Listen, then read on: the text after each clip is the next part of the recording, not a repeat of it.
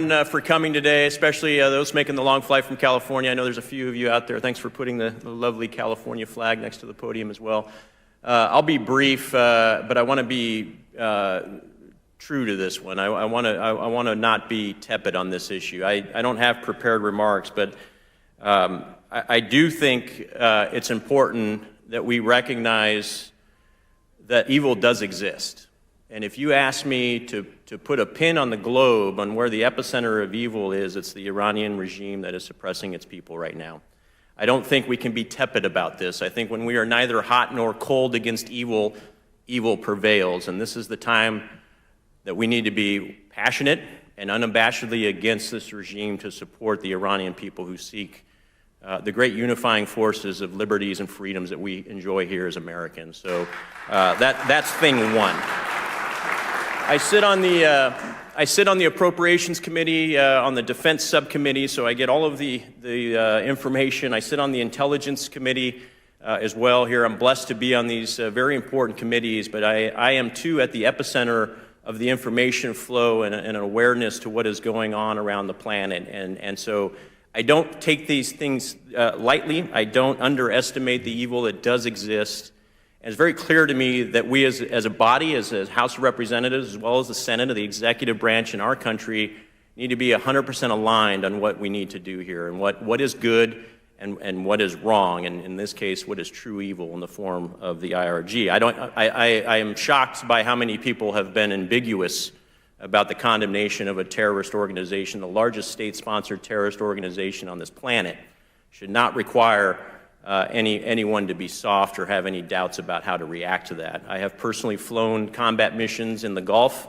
I have been targeted and illuminated by Iranian sensors as I launched from an aircraft carrier in support of the Iraqi folks at that time in 2003 during the first 6 months of Operation Iraqi Freedom.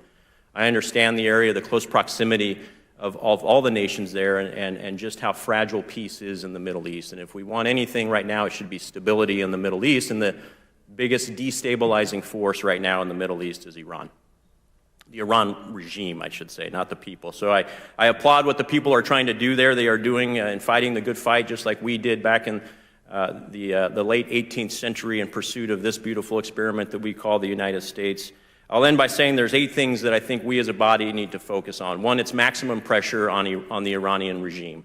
Like I said, we can't be soft, we can't be ambiguous, we can't be ashamed to say that we oppose this regime, and we should literally put a boot on the throat in any form and fashion that we can, economically, culturally, with sanctions, when necessary, with military and kinetic means if substantiated.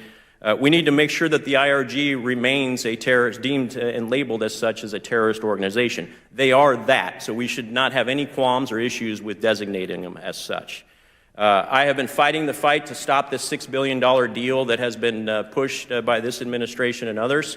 I have made the analogy that while the regime says this $6 billion may be used for humanitarian purposes, that's like a junkie asking you for $20 and you saying you have to use this $20 for food. You can't buy drugs with this food. You can't hurt anyone with this or with this money. You can't hurt anyone with this money.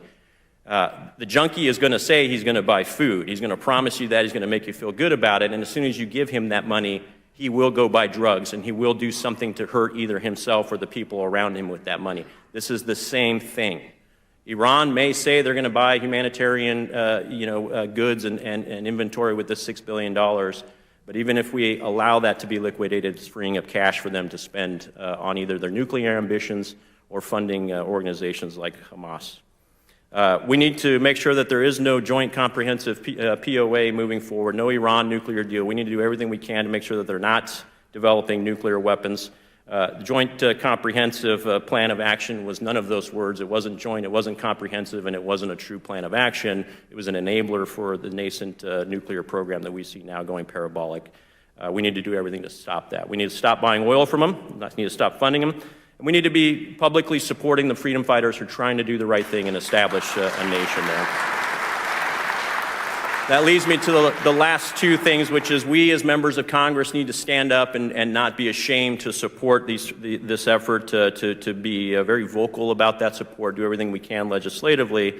And I'll end by saying we need to also pressure Albania now to recognize the political refugees coming out of Iran and give them the full protections that they deserve and, frankly, that they need. So God bless you all, guys. Thank you for everything that you do.